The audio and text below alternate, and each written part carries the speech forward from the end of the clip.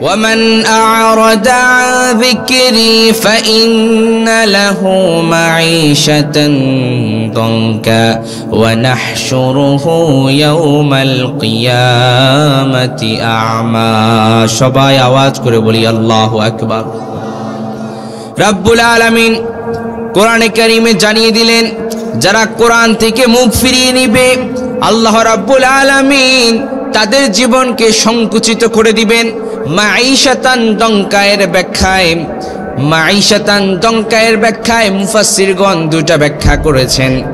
এক নাম্বার হলো কেমন করে আল্লাহ তাআলা জীবনকে সংকীর্ণ করে দিবেন। এক নাম্বার হলো তাদের জীবন থেকে রাব্বুল আলামিন সুখ শান্তি কেড়ে নেবেন। আওয়াজ করে সবাইকে বলতে হবে সুখ শান্তি দেওয়ার মালিক যিনি তিনি কে? আপনার জীবন থেকে আল্লাহ তাআলা সুখ শান্তি কেড়ে নেবেন। আপনি হয়তো বলতে পারেন যারা কোরআন পড়ে না, কোরআন বুঝে না, কোটি কোটি টাকার মালিক, তারা তো খুব স্বাচ্ছন্দ্যে জীবন যাপন করছে। বাহিরে আপনি যতই কিছু দেখেন না কেন, আপনি তার ভেতরটা একটু খোঁজ করে দেখেন, রাতের বেলায় ওই লোকটার ঘুমও হয় না। কথা বলেন। বাহিরে আপনি দেখছেন আরে বাবা অনেক টাকা পয়সার মালিক, বাড়ি গাড়ি ইন্ডাস্ট্রির মালিক, কত কিছু তার, সে তো সফল। অথচ আপনি খোঁজ করে দেখবেন তার স্ত্রীর সাথে তার মনোমালিন্য, এটা তো আপনি আর বাহিরে দেখবেন না, ঠিক না বলেন? হয়তো আপনি জানেন না তার ছেলে একটা গাঞ্জাখোর। কথা বলেন। সুখ শান্তি যাওয়ার মালিক যিনি তিনি কে? কোরআন যদি আপনি না পড়ে না বুঝে যদি আপনি মারা যান, এক নাম্বার মাঈশাতান দঙ্কায়ের ব্যাখ্যায় সংকীর্ণ কেমন করে দিবে আল্লাহ তাআলা আপনার জীবন থেকে সুখ শান্তি উঠিয়ে নেবেন। এরপরে দুই নাম্বার আপনার কবরের জীবনকে সংকুচিত করে দেওয়া হবে, কবরটাকে সংকুচিত করে দেওয়া হবে। আপনাকে যখন কবরে রাখা হবে, কবরের দুপাশের মাটি, এক পাশের মাটি আরেক পাশে এসে এত বেশি জোরে চাপ দিবে আপনার এক পাশের হাড্ডি গুড্ডি আরেক পাশে গিয়ে পড়বে। আল্লাহু আকবার।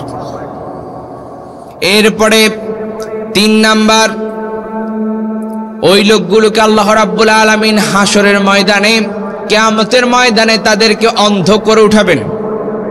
সুবহানাল্লাহ পড়বেন। আল্লাহু আকবার। অন্ধ করে উঠাবেন। কোরআন আপনি পড়েন না, কোরআন আপনি বুঝেন না, কোরআন আপনি পড়েন না। দুনিয়ার যত সফল হতে হলে স্পোকেন ইংলিশের কোর্স করেন, ইউরোপ আমেরিকাতে যাওয়ার জন্য IELTS কোর্স করেন, 20,000 30,000 40 50 60 70 অনেক টাকা অন্য ভাষা শিখতে আপনি খরচ করেন, করতেই পারেন, কোনো সমস্যা নেই। কিন্তু কোরআন আপনি শিখার জন্য কয়জন আলেমের কাছে গেছেন? কথা বলে। কোরআনকে আমরা মূল্যায়ন করতে চাই না। কোরআনকে আমরা মনে করি এটা আদিকালের কোরআন, এটা আদিকালের বই, কিন্তু এই বইয়ের মধ্যে আল্লাহ তাআলা তিবিয়ানাল লিকুল্লি শাই সব কিছু দিয়েছেন। সব সমস্যার সমাধান দিতে পারে আল কোরআন। এটা মুখের কথা নয়। কি জানতে চান কোরআনের কাছ থেকে সব আপনি জানতে পারবেন। বিজ্ঞান নিয়ে জানতে চান তাও জানতে পারবেন, সব আছে কোরআনে। আপনি তো কোরআন বুঝেন না, পড়েন না, পড়ার চেষ্টা করেন না। তিন নাম্বার হাসরের ময়দানে আল্লাহ রাব্বুল আলামিন যারা দুনিয়ার জীবনে কোরআনকে মাইনাস করেছিল, কোরআন পড়ে নাই, কোরআন বুঝে নাই, কোরআন শিখার চেষ্টা করে নাই, হাসরের ময়দানে কিয়ামতের ময়দানে রাব্বুল আলামিন তাদেরকে অন্ধ করে উঠাবেন। সেদিন তারা আল্লাহর কাছে বলবে ক্বালা রাব্বি লিমা হাশারতানি আ'মা ওয়া ক্বাদ কুনতু বাসীরা। সেদিন তারা আল্লাহর কাছে বলবে ওগো আল্লাহ কেন আমাদেরকে অন্ধ করে উঠালেন? দুনিয়ার জমিনে আমরা তো চক্ষুষ্মান ছিলাম, দুনিয়ার জমিনে সব আমরা দেখতে পারতাম, আজকে কেন আমাদেরকে অন্ধ করে উঠালেন? কেন আমরা কি ভুল করলাম? কি কারণে আমাদেরকে আজ অন্ধ করে উঠালেন? রব্বুল আলামিন জবাব দিয়ে দিবেন ক্বালা কাযালিকা আতাতকা আয়াতুনা ফানাসিতাহা ওয়া কাযালিকাল ইয়াওমা তুনসা। আওয়াজ করে সবাই বলি আল্লাহু আকবার। রব্বুল আলামিন জবাব দিয়ে দিবেন, তোমাদের কাছে আমার নির্দেশনাবলী এসেছিল, কিন্তু তোমরা আমার নির্দেশনাবলী দেখো নাই, পড়ো নাই। আমার কোরআন গিয়েছিল, কোরআন ধরো নাই, বুঝো নাই, বুঝার চেষ্টা করো নাই, তেলাওয়াত সহি শুদ্ধ ছিল না, কোরআন তেলাওয়াত করো নাই। এই জন্য আমি রব তোমাদেরকে আজকে অন্ধ করে উঠালাম। নাউজুবিল্লাহ পড়েন। তাহলে আমরা কি হাসরের ময়দানে অন্ধ হয়ে উঠতে চাই? যদি না হলে তাহলে আমরা আজকেই আমাদেরকে ডিসিশন নিতে হবে যে আজকে থেকেই অথবা কালকে থেকেই আমরা কোরআন শিখার চেষ্টা করব। আপনাদের মসজিদের ইমাম সাহেব আছে, স্পোকেন ইংলিশ IELTS করার জন্য আপনি তো কত জায়গায় যান, কত টাকা খরচ করেন, কিন্তু এই কোরআন শিখার জন্য টাকাও খরচ করতে রাজি না, যেতেও আপনি রাজি না। আজকের এই আলোচনা শোনার পরে যদি একজন ভাই হলেও যদি কোরআনকে যদি সহিশুদ্ধভাবে শিখতে পারে, এটাই এই মাহফিলের সফলতা হবে।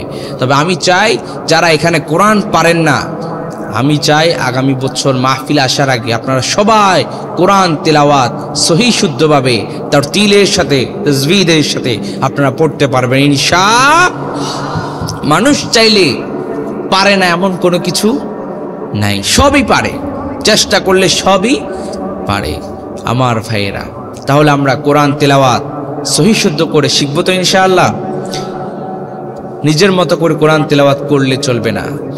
কাবা শরীফের ইমামদের তিলাওয়াত শুনবেন।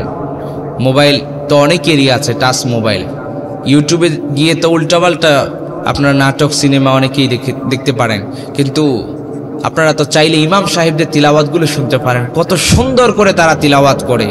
তিলাওয়াত মন্ত্রমুগ্ধের মতো আমরা শুনতে মন চায়। আলহামদুলিল্লাহি রাব্বিল আলামিন আর রহমানির রহিম মালিকি ইয়াউমিদ্দিন ইয়াকা না'বুদু ওয়া ইয়াকা নাস্তাঈন ইহদিনাস সিরাতাল মুস্তাকিম সিরাতাল লাযীনা আন'আমতা আলাইহিম গায়রিল মাগদুবি আলাইহিম ওয়ালাদ-দাল্লিন। আমিন। সুন্দর করে তারতিলের সাথে তাজবিদের সাথে শিখবো তো ইনশাআল্লাহ। এরপরে কোরআনের 2 নাম্বার হক আমাদের প্রতি, কোরআনের 2 নাম্বার দাবি হলো কোরআন আপনি সহিশুদ্ধ করে আপনি শিখলেন, এবার কোরআন তেলাওয়াত করেন এবং কোরআন শুনেন। কোরআন তেলাওয়াত করার দরকার আছে না নাই? সবাই বলেন আছে না নাই? কোরআন তেলাওয়াত করলে আপনার ঈমান বেড়ে যাবে, কোরআন তেলাওয়াত করলে আপনার ঈমান বেড়ে যাবে। রব্বুল আলামিন সে কথাই কোরআনে কারীমে জানিয়ে দিলেন।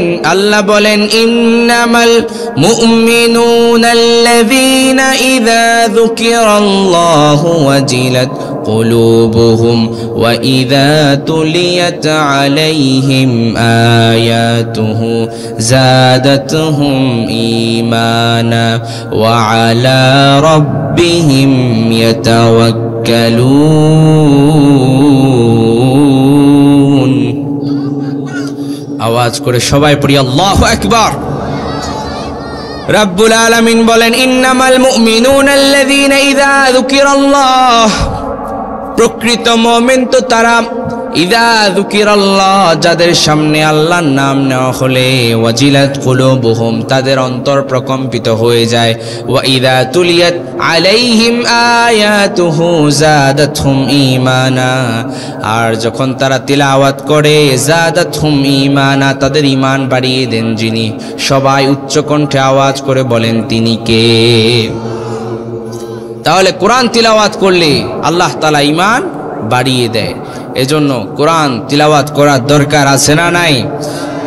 কেন আছে? কোরআন তিলাওয়াত করলে আল্লাহ রাব্বুল আলামিন, আল্লাহর হাবিব সাল্লাল্লাহু আলাইহি সাল্লাম বলেন, মান ক্বারা হারফান মিন কিতাবিল্লাহি ফালাহু হাসানাতুন ওয়াল হাসানাতু বিআশরি আমসালিহা। একটা হরফ যদি আপনি, একটা অক্ষর যদি আপনি পড়েন, আপনার আমলনামায় 10 নেকি দান করবেন কে? আলিফ লাম মিম, 3টা অক্ষর, 3টা অক্ষর যদি আপনি এটা পড়েন, 30টা নেকি আপনার আমলনামায় দিবে কে? আলহামদু। 4টা অক্ষর, প্রতি অক্ষরে 10, 4 10 40। সুবহানাল্লাহ পড়বেন না? এইভাবে করে কোরআন তেলাওয়াত করেন। রমজান মাস এটা ইবাদতের মাস, যেটা আমাদের একেবারেই দরগোড়ায় চলে এসেছে, একেবারেই নিকটে চলে এসেছে। এই রমাদান মাসকে নিয়ে আপনারা প্ল্যান করেন, প্রস্তুতি নেন। এই রমাদান মাস যেন কোরআনময় হয়, কোরআন তেলাওয়াতের মাধ্যমে কাটে। আমাদের অনেক ইয়াং জেনারেশন আছে, রমাদান মাস আসলে তারা সারাদিন মুভি, তারপরে নাটক, এগুলো দেখে দেখে সময়কে অতিবাহিত করে। এই ধরনের তরুণ যুবক আপনাদের এলাকায় একজনও নাই? লা হাওলা ওয়ালা। আপনারাই কইছেন, আমি কই নাই। এই ধরনের আছে? প্রিয় ভাই, আপনাকে বলছি, রমাদান মাস নাটক সিরিয়াল দেখার মাস নয়। এই মাস হচ্ছে কোরআন নাজিলের মাস। এই মাসের সম্মান মর্যাদা অনেক বেশি। একটা নফল ইবাদত করলে একটা ফরজের সমান। আমার ভাইরা, অনেক নেকি সওয়াব লাভের জন্য এই মাস বেশি বেশি ইবাদত করার দরকার আছে না নাই? একটা ফরজ আদায় করলে অন্য মাসে 70টি ফরজ আদায় করলে সমপরিমাণ সওয়াব আল্লাহ তাআলা আপনার আমল নামায় দিবে। সুবহানাল্লাহ পড়বেন না? এই রমজান মাস হচ্ছে দোয়া কবুলের মাস। কি চাই আপনার? কি লাগবে? কি চান আপনি আল্লাহর কাছে? টাকা নাই, আল্লাহর কাছে চান, চাওয়ার মতো চান, দিবেন কে? আপনি বলেন আল্লাহ আমাকে কিচ্ছু দেয় নাই, দিবে কেমনে? আপনি তো চাইতেনই পারেন না। কথা বলেন, আপনি তো চাইতে পারেন না, চাওয়ার মতো চান। অবশ্যই আল্লাহ তাআলা আপনার ভাগ্য পরিবর্তন করে দিতে পারে ইনশাআল্লাহ। আল্লাহর উপর তাওয়াক্কুল করেন আর আল্লাহর কাছে বেশি বেশি দোয়া করেন। এই মাসে দোয়া করলে দোয়া কবুল করে কে? সবাই বলেন। এই মাসে প্রত্যেকটা ঈমানদারকে আল্লাহ তাআলা মুস্তাজাবুদ দাওয়া বানিয়ে দেয়, দোয়া করলেই কবুল। এজন্য এই মাসে বেশি বেশি ইবাদত, বেশি বেশি দোয়া করার দরকার আছে না নাই? আরো জোরে বলেন, আছে না নাই? এই মাস আমরা বেশি বেশি ইবাদত করব এবং এই রমাদান মাস যেটা আমাদের সামনে আসছে, এই মাসে বেশি বেশি কোরআন তেলাওয়াত করব ইনশাআল্লাহ। আমার ভাইয়েরা, কোরআন তেলাওয়াত করলে কারো ঈমান বাড়ে, আবার কোরআন তেলাওয়াত করলে কারো কাছে খারাপ লাগে। কথা বলেন। কোরআন শোনার পরে সবার কাছে কিন্তু ভালো লাগে না। যাদের কাছে ভালো লাগে তারাই মাহফিলে আসে, আর যাদের কাছে ভালো লাগে না তারা দোকানে আড্ডা দেয়। কথা বলেন। আপনাদের এই এলাকায় মাহফিল হচ্ছে, এই এলাকায় মাহফিল হচ্ছে, অনেকেই এখনো দোকানে বিভিন্ন ধরনের সময় অতিবাহিত করছে, হয়তো মোবাইলের গেমস, না হলে ক্যারাম বোর্ড। কি বলেন, আছে না নাই? আমার ভাইয়েরা, কোরআনের মজলিস, এখানে কোরআন থেকে কিছু কথা শুনবেন, জানবেন। প্রত্যেক দিন তো আর কোরআন এর মাহফিল এভাবে প্রত্যেক দিন হচ্ছে না। এই চমৎকার আয়োজন যারা করেছে, আমি তাদের জন্য মন থেকে দোয়া করি আল্লাহ তাআলা ওনাদের হায়াতের মধ্যে, ওনাদের রিজিকের মধ্যে আল্লাহ বরকতের ফল্লুধারা নাজিল করে দিন। আমরা বলি আমিন। কোরআন সবার কাছে ভালো লাগে না। সেই যুগেও, মক্কার যুগেও, সেই যুগে মক্কায় কারো কাছে ভালো লাগতো, আবার কারো কাছে খারাপ লাগতো। সবাই কোরআন সহ্য করতে পারে না। আবার কোরআন তেলাওয়াত যখন হয়, কোরআনের আলোচনা যখন হয়, তখন কিছু মানুষ মনোযোগ সহকারে শুনে, আবার কিছু মানুষ এদিক ওদিক অমনোযোগী হয়। আছে না নাই? কোরআন তেলাওয়াত অথবা কোরআনের তাফসীর যখন শুরু হয়ে যায়, আল্লাহ বলেন ওয়া ইযা কুরিআল কুরআন ফাসতামিউ লাহু ওয়া আনসিতু লাআল্লাকুম তুরহামুন। রব্বুল আলামিন বলেন, কোরআন যখন তিলাওয়াত করা হয়, কোরআন যখন পাঠ করা হয়, যখন কোরআনের কথা বলা হয়, তখন তোমরা মনোযোগ সহকারে শ্রবণ করো এবং চুপচাপ থাকো, যাতে করে তোমরা রহমত লাভ করতে পারো। যদি আল্লাহর কাছ থেকে রহমত লাভ করতে চান, তাহলে কোরআনের তাফসীর যখন শুরু হয়ে যাবে, কোরআন যখন তিলাওয়াত শুরু হয়ে যাবে, তখন আর ভিন্ন কোনো কথা বলা যাবে না। তাহলে আমাদেরকে 1 নাম্বার কোরআন শিখতে হবে সহি শুদ্ধভাবে, নিজের মতো নয়, কোরআন কোরআনের মতো তিলাওয়াত করতে হবে ইনশাআল্লাহ। 2 নাম্বার, কোরআন শিখার পর আপনাকে পড়তে হবে এবং শুনতে হবে। কোরআন পড়বেন, এবং শুনবেন। পারবেন তো ইনশাআল্লাহ? কোরআন পড়বেন এবং শুনবেন। আসেন এবার 3 নাম্বার, কোরআন শিখলেন, এরপরে পড়তে পারেন, শুনেন, এরপর আপনি কোরআন শিক্ষা দেন। কারণ তার চাইতে উত্তম ব্যক্তি আর কে হতে পারে যে নিজে কোরআন শিখে এবং কোরআন শিখায়। সুবহানাল্লাহ পড়বেন না? এটা আমার বানানো কোনো কথা নয়। খায়রুকুম মান তাআল্লামাল কুরআনা ওয়া আল্লামা। ওই লোক হচ্ছে শ্রেষ্ঠ উত্তম লোক যিনি নিজে কোরআন শিখে অন্যকে শিখায়। পারবেন তো ইনশাআল্লাহ? কোরআন আপনি যদি কাউকে শিখিয়ে যেতে পারেন, আপনি যদি দুনিয়া থেকে চলে যান, যদি আপনি কবরবাসী হয়ে যান, দুনিয়ার বুকে যদি আপনি 10 জনকে কোরআন শিখাতে পারেন, এই 10 জন যতদিন পর্যন্ত কোরআন তিলাওয়াত করবে, ওই 10 জন যতদিন পর্যন্ত যত বছর কোরআন তিলাওয়াত করবে, সবের একটা পার্সেন্টেজ আপনার আমলনামায় দান করবেন কে? আল্লাহ তাআলা সবের একটা পার্সেন্টেজ আপনার আমলনামায় দান করবে। এজন্য কোরআন শিখবো এবং শিখানোর চেষ্টা করবো ইনশাআল্লাহ। এরপরে কোরআন গিফট করবেন। গিফট করা যাবে না? আপনারা বিয়ে শাদিতে গেলে অনেক সময় গিফট করেন, কোরআন গিফট করবেন। কোরআন গিফট করলেই কোরআন যতদিন পড়বে, যাদেরকে আপনি গিফট করলেন, এই কোরআন যতদিন তারা পড়বে ততদিন আপনার আমল নামায় সবের পার্সেন্টেজ দিবেন কে? আরো জোরে বলেন। আল্লাহর নাম নিতে আপনাদের খারাপ লাগে? সবাই একবার আল্লাহকে মন থেকে একবার আল্লাহকে ডাকেন আল্লাহ। আবার আওয়াজ করে আল্লাহ, আবার আওয়াজ করে আল্লাহ। আল্লাহ নাম যতই জপি ততই মধুর লাগে, নামে তো মধু থাকে কে জানি তো আগে। আল্লাহ নাম যতই জপি ততই মধুর লাগে, নামে তো মধু থাকে কে জানি তো আগে। আলহামদুলিল্লাহ পড়েন। সম্মানিত ভাইয়েরা, কষ্ট হচ্ছে আপনাদের?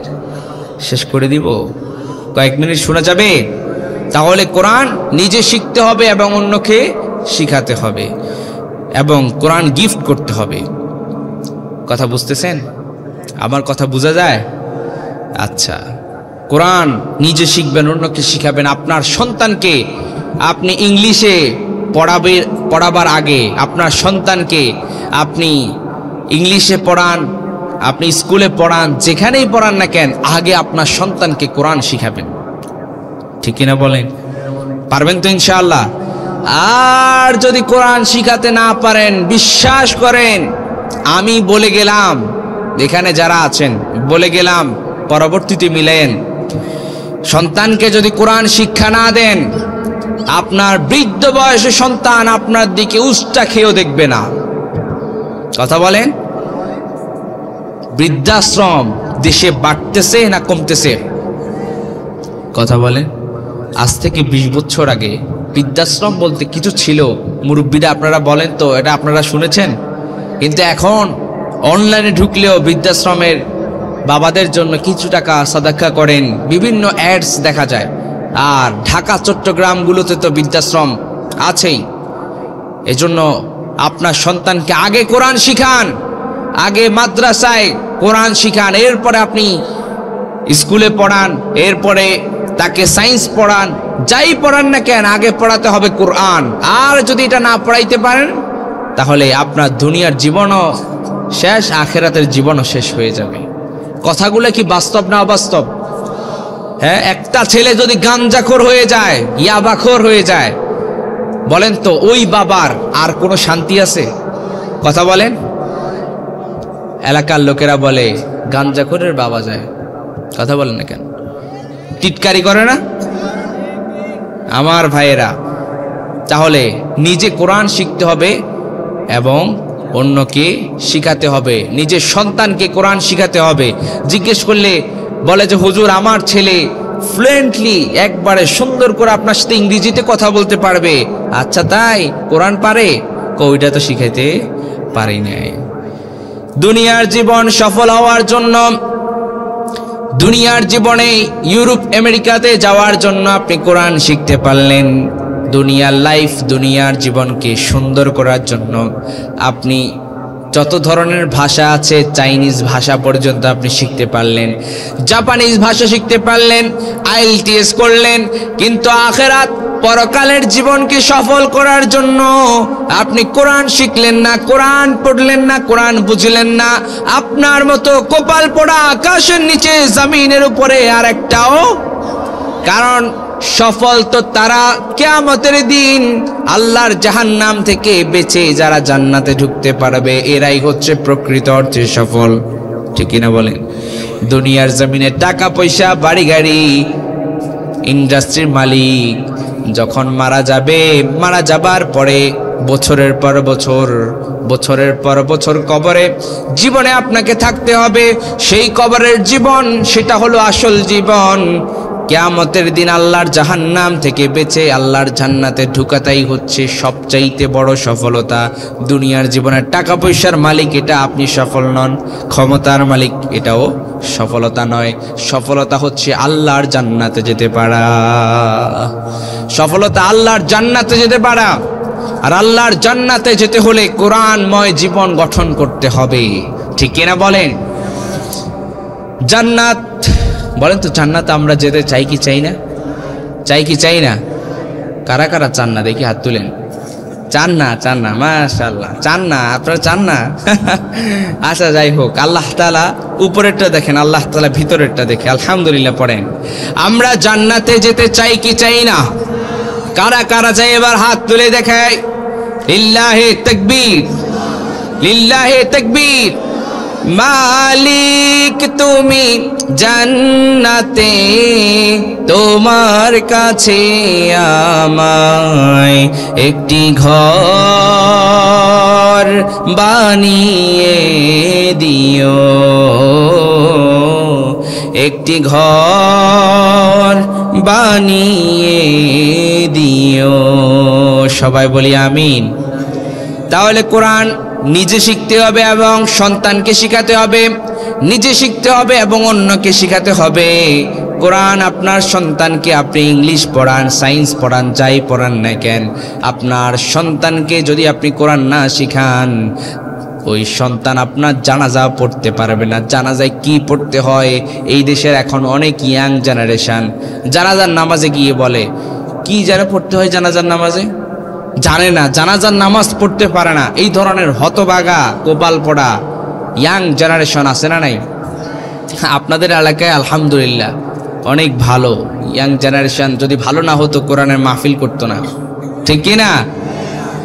বর্তমান বাংলাদেশে বিভিন্ন জায়গায়, আমি সেই অক্টোবর নভেম্বর থেকে শুরু করে আজকেই এই প্রোগ্রামের মাধ্যমে মাহফিল এর 93 বছরের শেষ প্রোগ্রাম, এটা এই বছরের সর্বশেষ প্রোগ্রাম। আমি আপনাদেরকে অভিজ্ঞতা যতটুকু হয়েছে, অনেক প্রোগ্রাম আমি করেছি এই বছরে। পুরা বাংলাদেশের প্রতিটা জেলায় জেলায়, প্রতিটা জায়গায় জায়গায়, দু চারটা বাদে আমি প্রায় ম্যাক্সিমাম জায়গায় এই বছর আমি আলহামদুলিল্লাহ আমার পদচারণা হয়েছে। যত জায়গায় গিয়েছে বেশিরভাগ ইয়াং জেনারেশন। ঠিক হ্যাঁ, 31শে ডিসেম্বরও আমার প্রোগ্রাম ছিল ব্রাহ্মণবাড়িয়া। 31শে ডিসেম্বর হ্যাপি নিউ ইয়ার করার জন্য আগে ডিজে গানের আয়োজন হতো। কথা বলেন, ইয়াং জেনারেশন এখন চেঞ্জ, কোরআন এর তাফসিরের মাহফিল করে এখন। ঠিক না? কোরআনের প্রোগ্রাম করে। ইয়াং জেনারেশন এখন গানের আয়োজন, নাচের আয়োজন করে না। বাংলাদেশের তরুণ যুবকরা এরা কোরআনময় জীবন গঠন করে, কোরআনময় জীবন গড়তে চায়। এরা কোরআনের মাহফিল শুনতে চায়, বাজি আড্ডা গানের আসরে তারা যেতে চায় না। ঠিক কিনা বলো মুসলমান?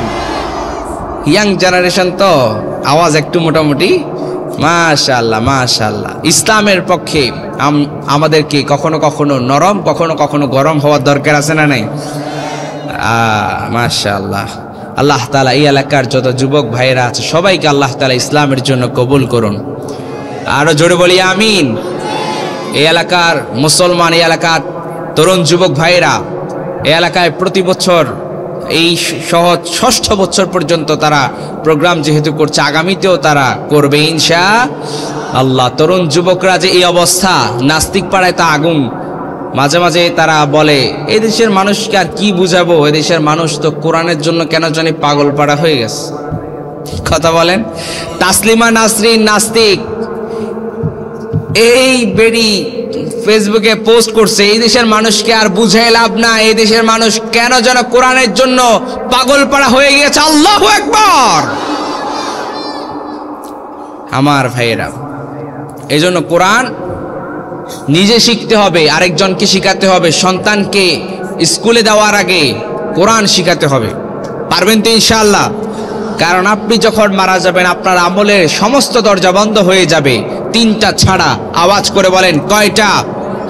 1 নাম্বার সাদকায়ে জারিয়া। দুনিয়ার জমিনে যদি আপনি কোনো কিছু করে যান সাদকা হিসেবে, ওই সাদকায়ে জারিয়ার আমল আপনার কবরে যেতে থাকবে।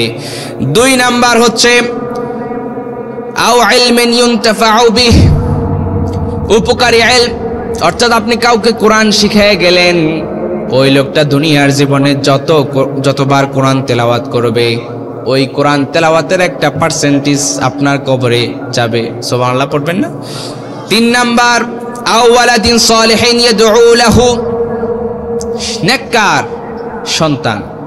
নেককার সন্তান আপনার জন্য দোয়া করবে, রব্বির হামহুমা কামা রাব্বায়ানি সাগীরা, আল্লাহ আমার বাবাকে জান্নাত দান করো। আপনার কবরের সামনে যে আপনার জন্য দোয়া করবে, আপনাকে সালাম দিবে, প্রত্যেক নামাজের পরে আপনার জন্য দোয়া করবে। আর যদি বদকার পোলা একটা জন্ম দিতে পারেন, উষ্টা খেয়েও আপনার কবরের দিকে তাকাবে না। এই কথা কি আমি বাস্তব বললাম না অবাস্তব? তাহলে কোরআন শিখতে হবে, শিখাতে হবে। নিজের সন্তানকে চেষ্টা করবেন হাফেজে কোরআনের বাবা হতে। পারবেন না ইনশাআল্লাহ? এদেশের হাফেজরা কিছুদিন পর পরে বাহিরের রাষ্ট্রে গিয়ে তারা গোটা বিশ্বকে তাক লাগিয়ে দিয়ে প্রথম স্থান অর্জন করে, ঠিক না? তারা বিশ্ব সম্পর্কে কিছু জানে না, কিছুই জানে না, শুধুমাত্র কোরআনের সাথে তারা লেগে থাকার কারণে তাদের সম্মান বাড়িয়ে দিয়েছেন কে? গোটা বিশ্বে বর্তমানে বাংলাদেশের হাফেজ ছেলেরা তারা গোটা বিশ্বব্যাপী প্রথম স্থান অর্জন করে এই দেশের মান শানকে উঁচু করছে। আলহামদুলিল্লাহ পড়বেন না? তাহলে কোরআনের কাছে আসতে হবে, কোরআনের কাছে আসতে হবে, কোরআনের সংস্পর্শে আসতে হবে। কোরআনের সংস্পর্শে যারাই আসবে তাদের সম্মান বাড়িয়ে দিবেন কে? কাঠের টুকরার রেহাল চিনেন তো আপনারা? আপনাদের এলাকায় কি বলে? রেহাল বলে। এই রেহাল, এই কাঠের সাথে আমার পা লাগলে আমি শ্রদ্ধা সম্মান করি না, কিন্তু কাঠের টুকরা রেহালের সাথে যদি আমাদের কারো পা লেগে যায় আমরা কি করি? শ্রদ্ধা করি, ভক্তি করি, চুমু খাই, ঠিক কিনা বলেন?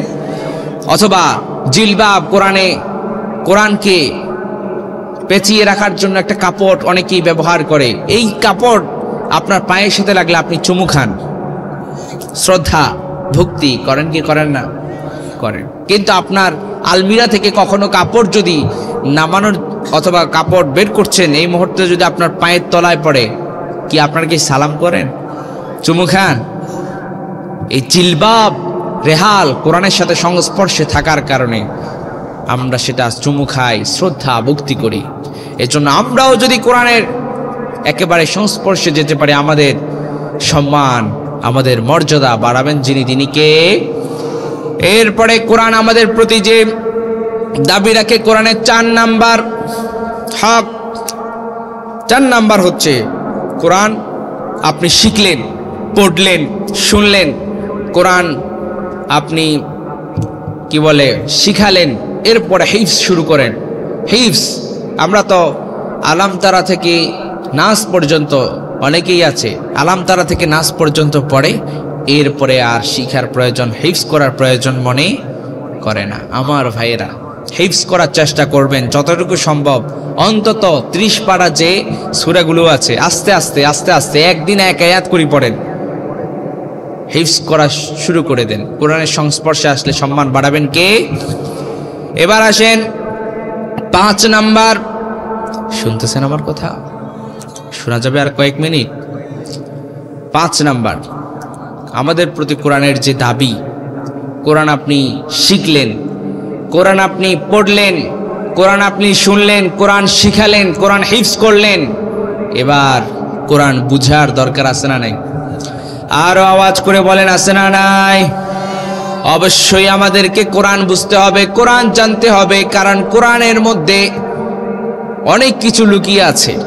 বিজ্ঞানীরা বর্তমানে যেগুলো প্রমাণ করছে এগুলো ১৫০০ বছর আগে, আরো ১৫০০ বছর আগে আল্লাহ তাআলা আমাদেরকে জানিয়েছেন। সুবহানাল্লাহ পড়বেন না? বর্তমান বিজ্ঞান যেগুলো প্রমাণ করছে এগুলো ১৫০০ বছর আগে কোরআনে আল্লাহ তাআলা তুলে দিয়েছেন। আমরা শুধু পড়তেছি, তেলাওয়াত করতেছি, কিন্তু বুঝি না, এজন্য আমরা জানার চেষ্টা করি না, বুঝি না, এজন্য আমরা জানি না। অথচ কোরআনের মধ্যে কি নাই? বিজ্ঞানের এমন কোন শাখা প্রশাখা নাই যেটা কোরআনে আল্লাহ তাআলা দেন নাই।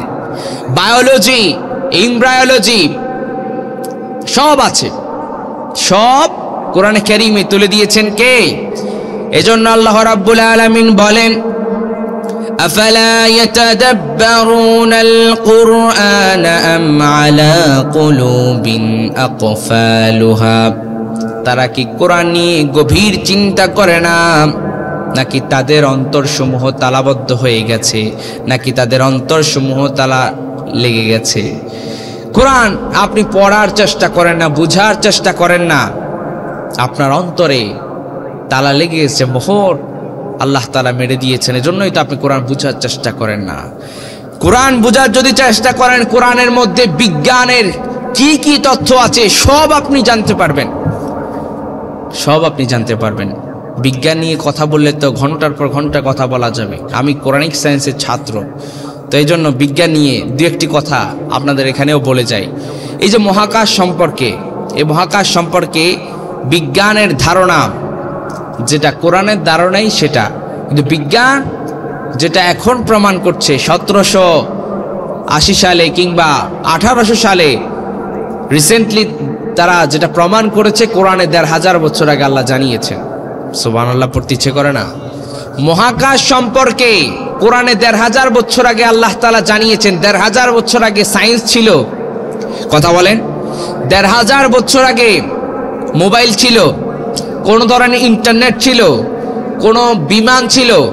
তো মহাকাশ সম্পর্কে আল্লাহ তাআলা কোরআনে কারীমে এত গভীর তথ্য, যেটা বিজ্ঞানীরা কয়েকশো বছর আগে ১৭০০ সালে তারা যেটা প্রমাণ করেছে, এটা ১৫০০ বছর আগে কেমন করে এটা কোরআনে এসেছে? এটা একমাত্র এর কারণ হচ্ছে এই কোরআন নাজিল করেছেন কে? আল্লাহ। সুবহানাল্লাহ পড়তে মন চায় না? কসমোলজি নিয়ে আপনাদেরকে একটু বলি। কসমোলজি এটা হচ্ছে বিজ্ঞানের এমন একটি শাখা যেখানে মহাবিশ্ব কেমন করে গঠন হয়েছে, মহাবিশ্বের উৎপত্তি কেমন করে হয়েছে, এই নিয়ে আলোচনা হয়েছে। এই যে আমরা এই দুনিয়াতে বসবাস করছি, আপনি কখনো কি আপনি চিন্তা করেছেন how the universe was created? কেমন করে এই বিশ্ব, এই পৃথিবী কেমন করে সৃষ্টি হয়েছে? চিন্তা করেছেন আপনি? চিন্তা তো করেন নাই। একটু আপনাদেরকে জাস্ট হালকা হালকা করে বলছি, চিন্তা করবেন, কোরআন নিয়ে গবেষণা করবেন, অনেক তথ্য আপনারা খুঁজে পাবেন। মহাকাশ বিজ্ঞানীরা এই মহাবিশ্ব সৃষ্টির উৎপত্তি সম্পর্কে তারা বলেছে, স্টিফেন হকিং এর বিগ ব্যাং থিওরির আলোকে তারা বলেছে এই মহাকাশ তথা এই মহাবিশ্ব তথা আকাশ, জমিন, গ্রহ, নক্ষত্র, এই যে সব কিছু সৃষ্টির শুরুতে এগুলো পুঞ্জীভূত অবস্থায় ছিল, একত্রিত অবস্থায় ছিল। যখনই মহাকাশে একটা বিস্ফোরণ ঘটল, আকাশে যখন একটি মহাবিস্ফোরণ ঘটল, সব কিছু পরস্পর আলাদা আলাদা হয়ে গেল, সেপারেট হয়ে গেল। আল্লাহু আকবার। যে মহাবিস্ফোরণের মাধ্যমে সেপারেট হয়ে গেল, আলাদা আলাদা হয়ে গেল, বিজ্ঞানীরা এর নাম দিয়েছেন বিগ ব্যাং থিওরি। এর নাম কি দিয়েছেন? Big bang theory. এই বিগ ব্যাং থিওরির উৎপত্তি সম্পর্কে বিজ্ঞান আমাদেরকে ধারণা দিয়েছে কয়েক বছর আগে, কয়েকশো বছর আগে, কিন্তু এই ব্যাপারে কোরআনে কারীমে আল্লাহ তাআলা দিয়েছেন ১৫০০ বছর আগে। সুবহানাল্লাহ। রব্বুল আলামিন বলেন, দলিল তো নিয়ে যেতে হবে, তাই না? রব্বুল আলামিন বলেন, أولم يرى الذين كفروا أن السماوات والأرض كانتا رتقا ففتقناهما وجعلنا من الماء كل شيء حي أفلا يؤمنون সবাই আওয়াজ করে বলি আল্লাহু আকবার। রব্বুল আলামিন বলেন আওয়ালাম ইয়ারাল্লাযীনা কাফারু আন্নাস সামাওয়াতি ওয়াল আরদ, কাফেররা কি চিন্তা করে না, কাফেররা কি দেখে না আসমান এবং জমিন অতপ্রতভাবে মিশে ছিল, পুঞ্জীভূত অবস্থায় ছিল, আর আমি রব সবকিছুকে পৃথক করে দিলাম, সেপারেট করে দিলাম। সুবহানাল্লাহ পড়বেন না? এই তথ্য কোরআনে কারীমে ১৫০০ বছর আগে দিয়েছে, কিন্তু বিজ্ঞান দিয়েছে মাত্র কয়েকশো বছর আগে। সুবহানাল্লাহ।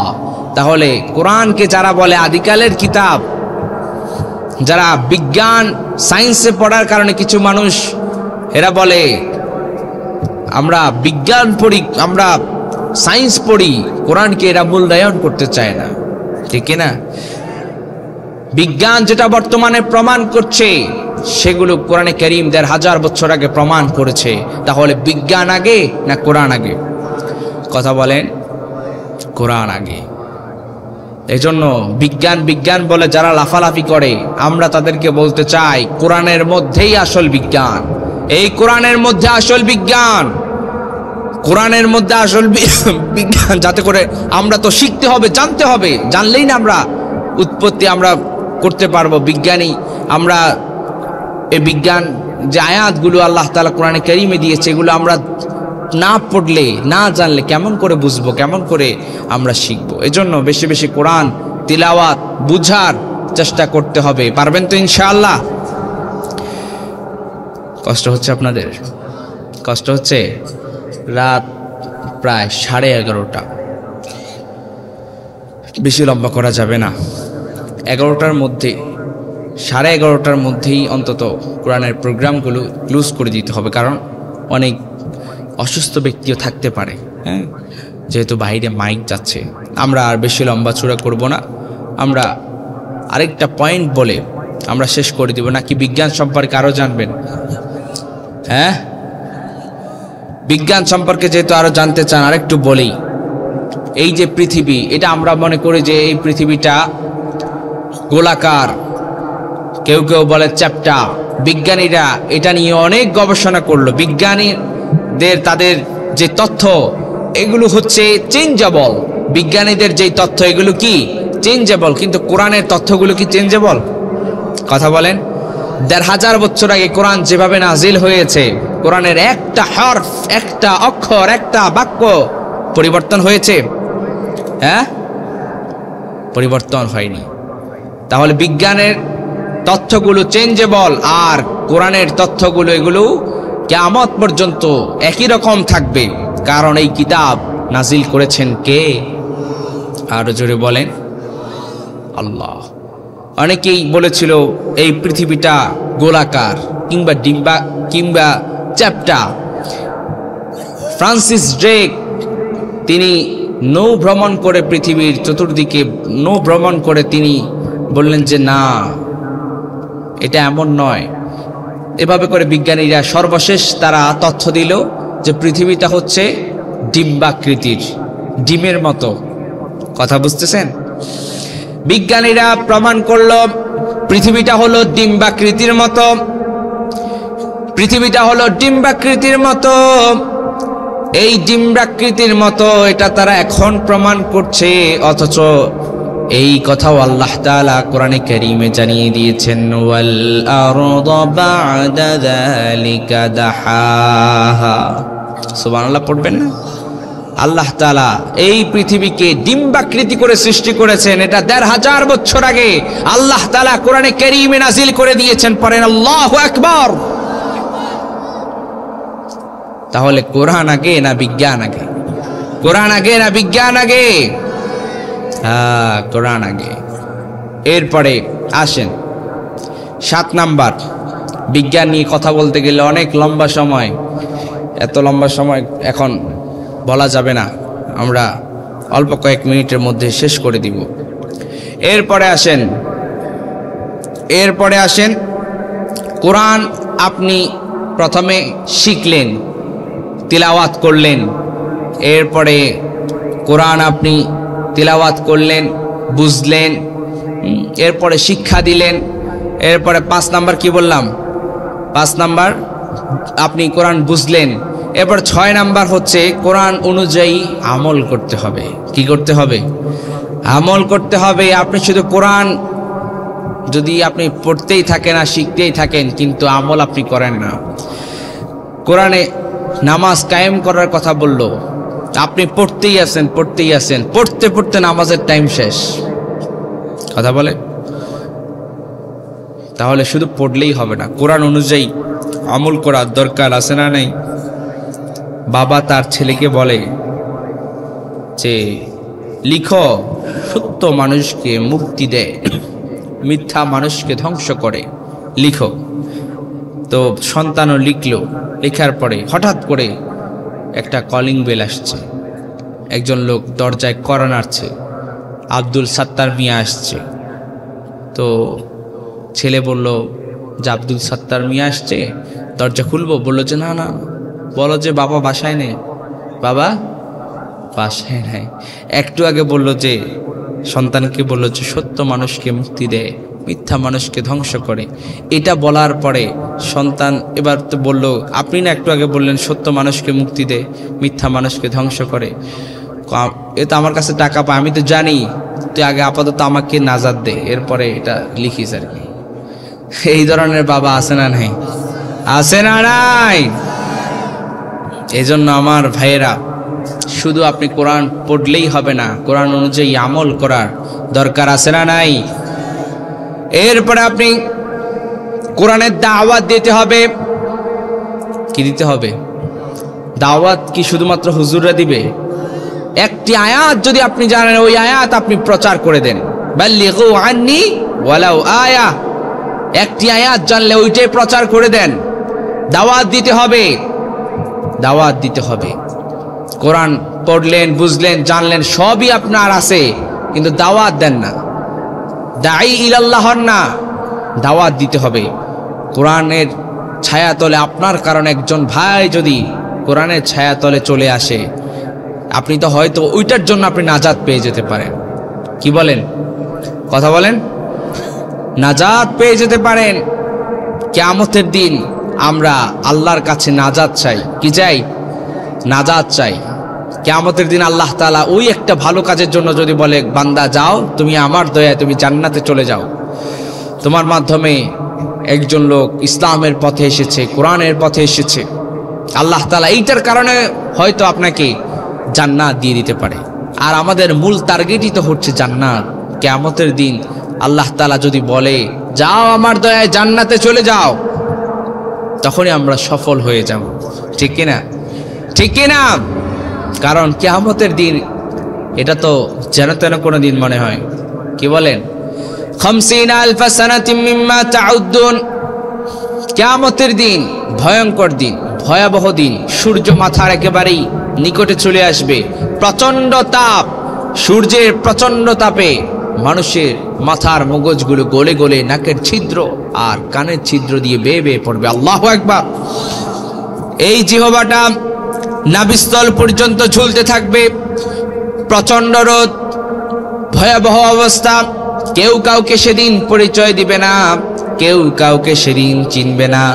ইয়াউমা ইয়াফিরুল মারউ মিন আখি ওয়া উম্মিহি ওয়া আবি ওয়া সাহিবাতিহি ওয়া বানি। কেউ কাউকে পরিচয় দিবে না। মা তার কলিজার টুকরা সন্তানকে চিনবে না, সন্তান তার মাকে চিনবে না, বাবা তার কলিজার টুকরা সন্তানকে চিনবে না, সন্তানও তার বাবাকে চিনবে না। কঠিন ভয়াবহ দিন। সবাই তো তৃষ্ণায়, পিপাসায়, ক্ষুধার্ত হয়ে সবাই পাগলপাড়া হয়ে যে বাবা আদম আলাইহিস সালামের কাছে যাবে। আদম আলাইহিস সালামের কাছে যাওয়ার পরে বলবে, ওগো বাবা আদম, আপনি একটু আল্লাহর কাছে অ্যাপ্লিকেশন করে দেন, একটু আল্লাহকে অনুরোধ করেন যাতে বিচারের কার্যক্রমটা অন্তত শুরু করে। আর সহ্য করতে আমরা পারছি না। আপনি আল্লাহর কাছে একটা অ্যাপ্লিকেশন করেন। সাইয়েদনা আদম আলাইহিস সালাম বলবে আমি পারবো না, কারণ আমি জান্নাতের নিষিদ্ধ গাছ থেকে ফল খেয়ে ফেলেছিলাম, না জানি আমার রব আমার সাথে কেমন আচরণ করে আমি জানি না। তোমরা যাও আমার ছেলে নূহের কাছে যাও। সবাই মিলে সাইয়েদনা নূহ আলাইহিস সালামের কাছে যাবে। সাইয়েদনা নূহ আলাইহিস সালাম বলবে আমি পারবো না, অপারগতা প্রকাশ করবেন, বলবেন যাও ইব্রাহিমের কাছে যাও। সবাই মিলে সাইয়েদনা ইব্রাহিম আলাইহিস সালামের কাছে যাবে। ইব্রাহিম আলাইহিস সালাম অপারগতা প্রকাশ করবেন, তিনি বলবেন আমিও পারবো না। যাও মুসার কাছে যাও। মুসা আলাইহিস সালাম বলবেন ফেরাউনের এক লোককে এক থাপ্পড় দিয়ে দুনিয়া থেকে বিদায় করে দিয়েছি, আজকে আল্লাহ আমার সাথে কেমন আচরণ করে আমি জানি না, তোমরা যাও ঈসার কাছে যাও। এইভাবে করে কোন নবী সেদিন কারোর জন্য সর্বপ্রথম সুপারিশ করতে পারবে না। সর্বপ্রথম সুপারিশ করতে পারবেন আমাদের নবী, নবীদের নবী, বিশ্ব নবী মুহাম্মদুর রাসূলুল্লাহ। পড়েন সাল্লাল্লাহু আলাইহি ওয়াসাল্লাম। তো ওই কঠিন ভয়াবহ দিনে আল্লাহ যদি আমাদেরকে নাজাত দেয়, এর চাইতে আমাদের আর কোনো চাওয়া পাওয়া আছে? কথা বলেন, চাওয়া পাওয়া আছে? আমরা কি চাই? আমরা কি চাই? নাজাত চাই। আর কিছু যে চাই না আমি, চাই গো নাজাত। আল্লাহ তোমার কাছে আমার এই মুনাজাত, আল্লাহ তোমার কাছে আমাদের এই ফরিয়াদ। পড়েন আমিন।